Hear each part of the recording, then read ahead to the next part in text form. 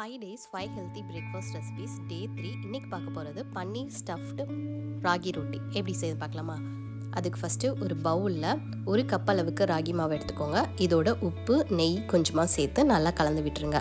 நல்லா கலந்ததுக்கப்புறம் இதோட 3/4 கப் அளவுக்கு சுடுதண்ணி ஊற்றி நல்லா கலந்து விட்டுட்டு ஒரு மூடி போட்டு மூடி அப்படியே ஒரு 10 மினிட்ஸ்க்கு விட்டுருங்க.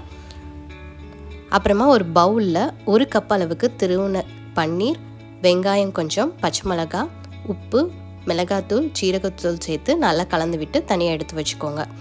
அப்புறமா ராகி மாவை நல்லா ஒரு சப்பாத்தி மாவு பதத்துக்கு பிசைஞ்சு வச்சுக்கோங்க. நல்லா பிசைஞ்சதுக்கப்புறம் ஒரு பெரிய உருண்டையாக உருட்டி எடுத்துக்கோங்க. இதில் நம்ம ப்ரிப்பேர் பண்ண பன்னீர் ஸ்டஃபிங்கை உள்ளே வச்சு நல்லா சீல் பண்ணிடுங்க. நல்லா சீல் பண்ணதுக்கப்புறம் ஒரு பட்டர் பேப்பர் இல்லைனா இலையில எண்ணெயை தடவி இல்லை கீ கூட அப்ளை பண்ணிக்கலாம். அப்ளை பண்ணிவிட்டு நம்ம ப்ரிப்பேர் பண்ண உருண்டையை அதில் வச்சு நல்லா தட்டி எடுத்துக்கோங்க. தட்டும் போதும் ஆயில் ஆர் கீ அப்ளை பண்ணிக்கோங்க கையில். அப்போ தான் கையில் ஒட்டாமல் வரும்.